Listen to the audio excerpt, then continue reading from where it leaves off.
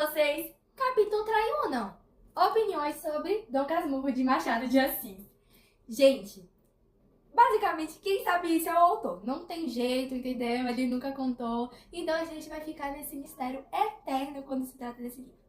Mas é interessante em ver como o autor trabalha e como, ao mesmo tempo que a resposta pode ser não, ela pode ser sim. Hoje vamos trabalhar em cima do não, né? Na possibilidade dela não ter traído. Por quê? O autor, ele trabalha muito sobre o luto. Isso é uma coisa que, de certa forma, é muito interessante. No começo da história, a gente já descobre que o Bentinho perdeu o pai ali, né? E ele não chegou a criar esse vínculo. Então, toda vez que ele reage ao luto, ele reage porque algum membro da família passou, nunca uma experiência própria. Quando há a morte de outros parentes, ele acaba que fica meio alheio àquela situação pela questão da proximidade que ele tinha. A primeira morte que ele realmente parece sentir de uma forma tão impactante, que é dele, é um sentimento próprio dele, é a morte do amigo. E é justamente esse amigo que ele desconfia que tinha um caso com o Capitu.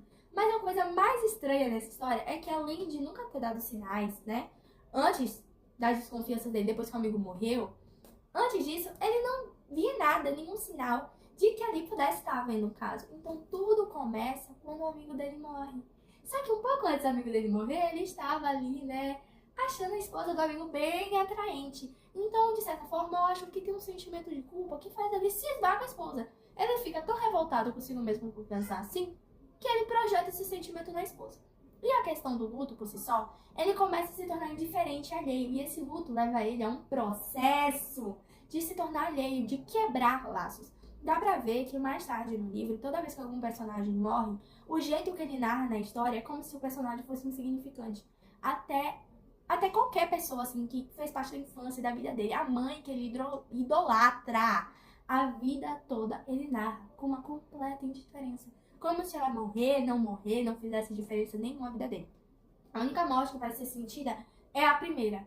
E o autor, ele é conhecido por fazer muitas avaliações psicológicas e críticas, né, ao longo do enredo. Então eu acredito que a crítica em relação à forma que ele lida com a morte e com o adultério está muito relacionada a isso.